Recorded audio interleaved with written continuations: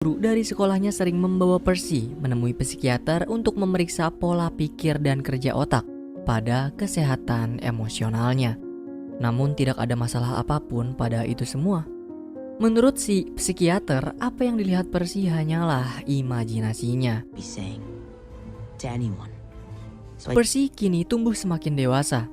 Ia selalu merahasiakan apapun yang dia lihat atau ia alami dari semua orang, membuat Percy terpaksa bersekolah di asrama meskipun ia tetap dijauhi oleh teman-temannya kecuali Grover yang setia mendengarkan apapun cerita Percy.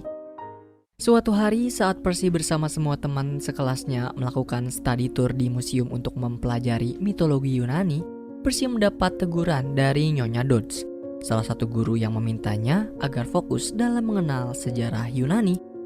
Kemudian Tuan Brunner datang dan meminta semua murid untuk tidak mengganggu Percy serta memberikannya sebuah pena. Pada jam istirahat, tiba-tiba Percy dan Grover mendapat gangguan dari murid lain. Hal tersebut membuat Percy jengkel. Lalu saat ia berusaha untuk menegurnya, tidak sengaja Percy mendorong murid itu ke air mancur tanpa menyentuhnya sama sekali. Kejadian barusan sontak membuat suasana di sekitar Percy berubah mencekam. Pena yang diberikan kepadanya mulai bergetar, bersamaan dengan sosok Nyonya Dodds yang berganti menjadi setengah kelelawar dan mendekati Percy.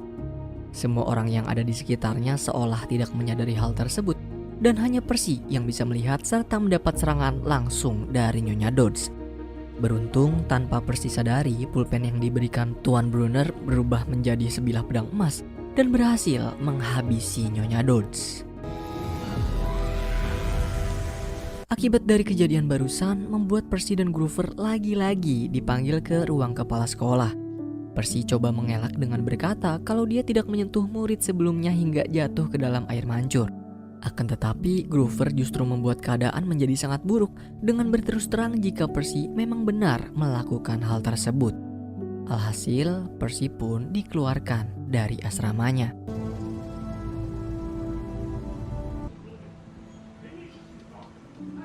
Setibanya di rumah, Percy kembali dihakimi oleh ayah tirinya. Namun Percy tidak ingin memperbesar perdebatan ini dan memilih pergi menemui ibunya yang sedang asik menikmati hujan di teras rumah. Ibu begitu khawatir setelah mendapat kabar jika Percy dikeluarkan dari asrama. Akan tetapi ibu tetap mempercayai Percy bahwa ia tidak akan melakukan tindak kekerasan kepada siapapun jika Percy tidak terpaksa melakukannya. Kemudian Percy menceritakan kepada ibu jika belakangan ini sesuatu yang selalu ia anggap hanya imajinasinya belaka berangsur-angsur menjadi kenyataan. Di tengah pembicaraan, tiba-tiba ibu mengajak Percy untuk pergi menuju Montauk, sebuah dusun di ujung timur pantai selatan Long Island, Amerika Serikat. Ibu sengaja mengajak Percy ke tempat ini dengan tiba-tiba, karena sebenarnya ibu ingin membeberkan kenyataan yang tidak pernah diketahui oleh anaknya. Ternyata selama ini Percy adalah anak manusia setengah dewa, atau biasa disebut dengan demigod. Like Jesus? Semua cerita dalam mitologi Yunani yang menerangkan tentang keberadaan para dewa, monster hingga makhluk legenda adalah nyata. Begitupun dengan kisah mengenai dewa yang menjalin hubungan asmara dengan manusia hingga mereka menghasilkan keturunan benar adanya. Percy merupakan salah satu anak dari keturunan dewa tersebut. Setelah demigod mencapai usia tertentu, mereka mulai memahami siapa jati dirinya dan kekuatan mengerikan pun semakin tertarik pada kehadiran mereka. Itulah yang selama ini Percy alami. Dan itu juga yang menyebabkan demigod tidak akan pernah aman di dunia manusia. Belum sempat ibu memberitahu siapa dewa yang menjadi ayah kandung Percy, tiba-tiba Grover datang meminta Percy dan ibu agar segera bersiap meninggalkan tempat ini. Karena ia merasakan kekuatan jahat yang tidak terdeteksi mulai mendatangi mereka. Dalam perjalanan barulah Grover berterus terang kepada Percy jika selama ini dia adalah seekor satir yang berusaha untuk menjaga, melindungi, serta menuntun Percy menuju tempat perlindungan para demigod. Sebenarnya semua yang Percy lihat dan alami selama ini adalah kenyataan, termasuk Nyonya Dodds yang berubah menjadi monster kelelawar untuk menyerangnya. Namun, Groover merahasiakan hal tersebut demi melindungi Percy, dan ia juga sengaja membuat Percy dikeluarkan dari asrama untuk membawanya menuju tempat perlindungan. You told him about Kemp, right? Not yet. Tidak lama kemudian, kekuatan jahat berbentuk monster Minotaur datang mengincar Percy. Ibu dengan segala kemampuan menyetirnya coba menghindari kejaran Minotaur meskipun berakhir terguling ke dalam hutan. Monster Minotaur yang dikenal tidak akan membiarkan targetnya lolos masih terus mengejar Percy. Beruntung tempat perlindungan demigod sudah dekat, dan demi keselamatan anaknya, ibu meminta Groover berjanji agar terus melindungi Percy apapun yang terjadi. Kemudian beliau berinisiatif mengalihkan perhatian Minotaur selagi Percy dan Groover pergi menuju tempat perlindungan. Naas aksinya justru membuat nyawa ibu sendiri dalam bahaya. Ia berhasil ditangkap Minotaur dan tewas dalam satu serangan. Melihat hal tersebut, Percy tidak tinggal diam. Dia pun kembali untuk menghabisi Minotaur menggunakan pedang emas pemberian Tuan Brunner.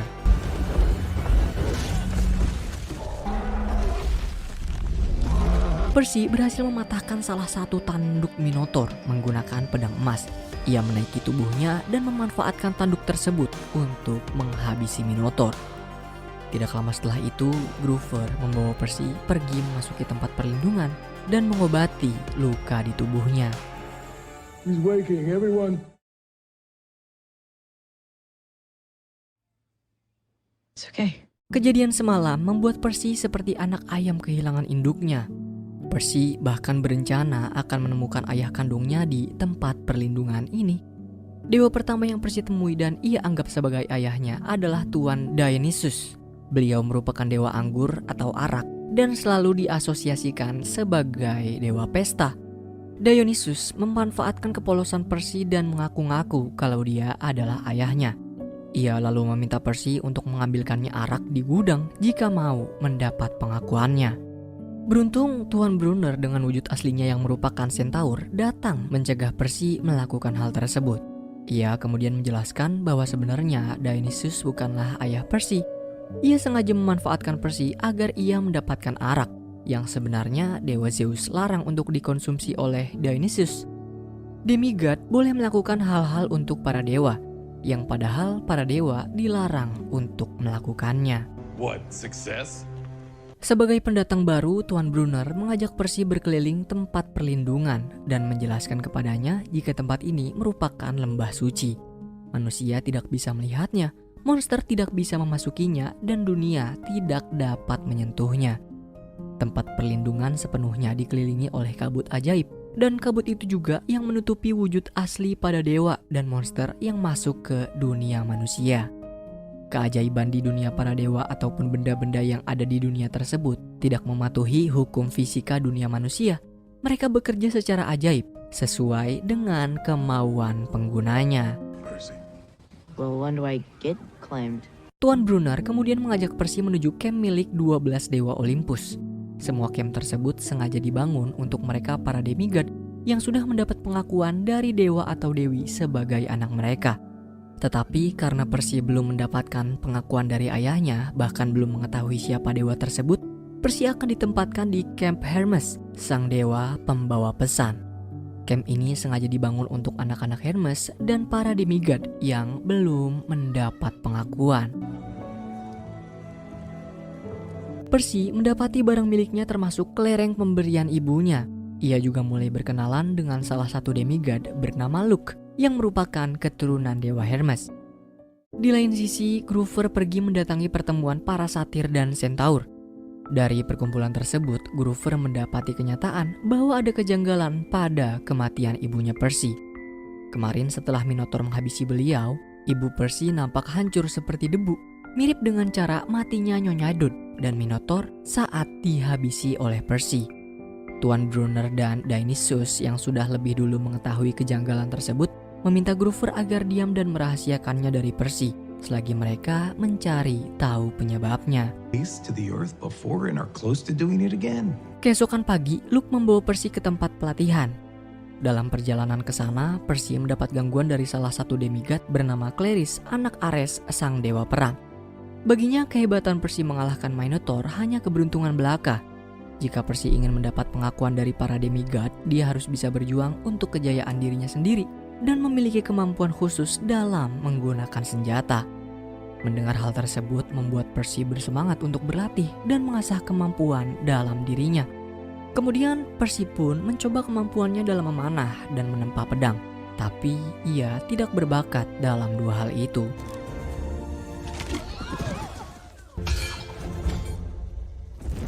Malam harinya, Percy berdoa untuk ibu dan bercerita mengenai dirinya yang diterima dengan baik oleh teman-teman barunya di Camp Hermes. Dia juga berjanji akan menemukan ayah agar pengorbanan ibu tidak sia-sia di alam sana. Sepulang berdoa, Percy dihadang oleh Clarisse bersama dua temannya. Mereka merasa semenjak Percy berhasil menghabisi Minotaur, gayanya mulai petantang petenteng di tempat perlindungan ini. Namun, Percy menganggap kalau perkataan Clarisse terlalu berlebihan, yang padahal selama berada di sini, Percy ngerasa biasa-biasa aja. Saat Clarisse dan teman-temannya akan mencelupkan kepala Percy ke kloset, tiba-tiba air di dalamnya justru menyerang mereka bertiga. Percy pun tidak mengerti dengan apa yang terjadi. Namun berkat serangan air itu, ia selamat dari kejahilan Clarisse dan kawan-kawannya. Tiba-tiba di pintu masuk, muncul demigod lain bernama Annabeth yang serta-merta meminta pertolongan Percy untuk memenangkan sebuah pertandingan memperebutkan bendera. Pertandingan tersebut merupakan perang tanding seluruh camp untuk memperoleh kejayaan. Dan kebetulan Annabeth adalah kepala keahlian tiap peserta di camp Athena. Said she'd been waiting for it to happen. Luke adalah salah satu peserta dari camp Athena. Dia kemudian menjelaskan bahwa dahulu kala dewa Zeus, Poseidon dan Hades menyadari jika anak-anak mereka tumbuh dengan kekuatan yang sangat besar. Dan semenjak saat itu, mereka bertiga berjanji tidak akan menjadi ayah lagi seumur hidup. Namun suatu saat Zeus melanggar aturannya sendiri nih dan berhasil membuat seorang demigod wanita bernama Thalia yang membawa petaka dengan kemunculan monster di dunia manusia hingga merenggut nyawanya. Beruntung Luke dan Annabeth berhasil selamat hingga mereka berdua tiba di tempat perlindungan. Setelah beberapa waktu di tempat perlindungan, Annabeth mendapat sebuah ramalan yang memberitahu jika tempat perlindungan ini akan kedatangan seorang demigod yang ditakdirkan untuk melakukan misi. Demigod itu akan menyelesaikan misinya dan tidak bisa digagalkan oleh siapapun. Itulah sebabnya Annabeth selalu memperhatikan Percy semenjak tiba di tempat perlindungan, karena ia terus mencari demigod yang dimaksud oleh ramalan tersebut. Pertandingan memperebutkan bendera dimulai. Tuan Brunner menjelaskan jika ini adalah pertandingan tim. Setiap tim yang berhasil merebut bendera dari tim lawan lebih dulu dan membawanya ke seberang sungai menjadi pemenangnya. Segala cara boleh mereka lakukan, tetapi tidak ada yang boleh melukai apalagi sampai membunuh. Setiap tim mulai pergi ke posisi masing-masing. Annabeth mengajak Percy menempati posisinya dan meninggalkan ia seorang diri di sana. Luke bersama timnya melakukan penyerangan menghadapi tim lawan, sementara Percy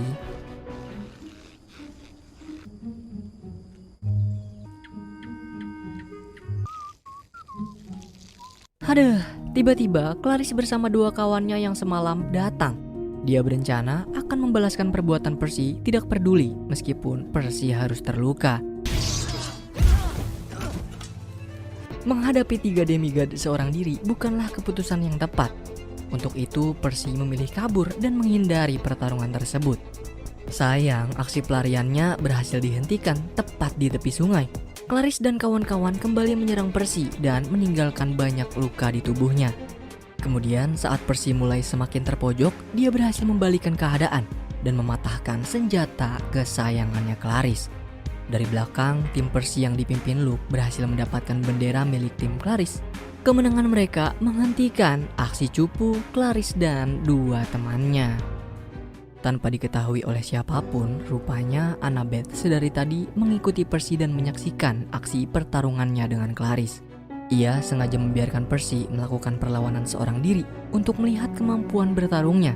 Dan secara mengejutkan, Annabeth mendorong Percy hingga masuk ke dalam sungai. Apa yang dilakukan Annabeth bukanlah tanpa alasan. perbuatan Annabeth berhasil membuat Percy akhirnya mengetahui jika selama ini dewa yang menjadi ayahnya adalah Poseidon, sang dewa